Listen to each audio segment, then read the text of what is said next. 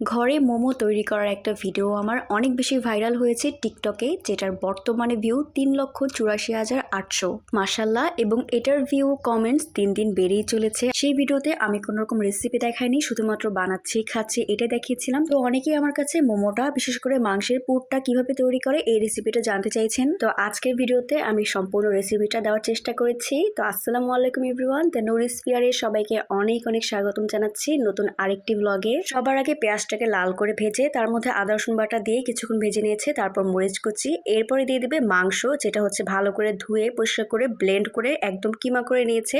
মাংসটা কিছুক্ষণ রান্না হবে, মাংসের পানিটা বের হয়ে আসবে সিদ্ধ হয়ে আসার জন্য। তারপর এখানে গরম মশলার গুঁড়া, মরিচের গুঁড়া আর একটু লবণ দিয়ে দিয়েছে পরিমাণ মতো। লবণটা আসলে ভিডিওতে উঠেনি। এটাকে কিছুক্ষণ রান্না করার পর তার মধ্যে টমেটোর সস দিয়ে দিয়েছে আর সয়া সস দিয়ে দিয়েছে পরিমাণ মতো। এরপর আরো কিছুক্ষণ এটাকে রান্না করে নেবে।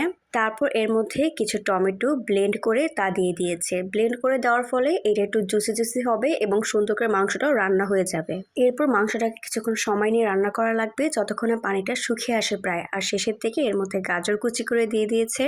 গাজরটা দিয়ে আসলে খুব বেশিক্ষণ রান্না করা লাগবে না, একটু লবণ চেখে লবণ দিয়ে দিয়েছে আর শেষের দিকে আরেকটু গরম মশলার গুঁড়ো ছিটে দিয়েছে। মাংসের পুরটাকে পুরোপুরি শুকিয়ে ফেললে আসলে ভালো লাগে না, সামান্য একটু পানি পানি রাখলে, প্রত্যেকটা কামড়ের সাথে একটু জুসিনেস থাকলে খেতে ভালো লাগে মোমোটা।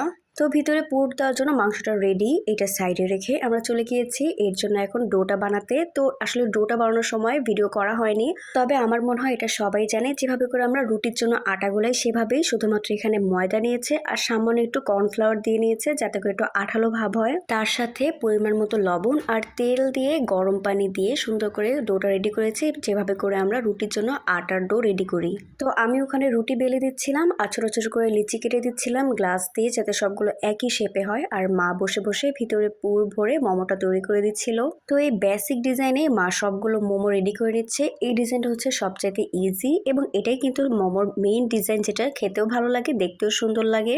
আর এদিকে ভাবি চুলায় ফুটন্ত পানি দিয়ে তার উপরে ভাপে মোমোগুলো স্টিম করে নিবে। মোমোর ভারী দিকটা উল্টিয়ে দিচ্ছে যাতে ওইখানটা তাড়াতাড়ি সিদ্ধ হয়, তারপর আবার মাঝখানে উল্টিয়েও দিবে মোমোগুলোকে। দুঃখিত আমি সম্পূর্ণ রেসিপি A to Z দেখাতে পারিনি, তবে আমার মনে হচ্ছে এটা দেখে আপনারা বুঝতে পারছেন।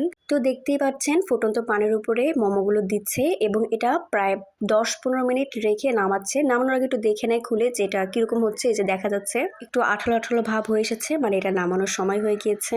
বাস তৈরি হয়ে গেল সুস্বাদু মোমো, একদম গরম গরম। এটা খেতে খুব মজা হয়েছিল। ওদিন আবার আমার আম্মু এসেছিল আমার শ্বশুরবাড়িতে, তো মা কিছু মোমো বক্সে রেডি করে রেখেছে যাতে করে আমার আম্মু নিয়ে যায়, আমার ভাই বোন থেকে আর কি মা মোমো খাওয়াবে এই জন্য।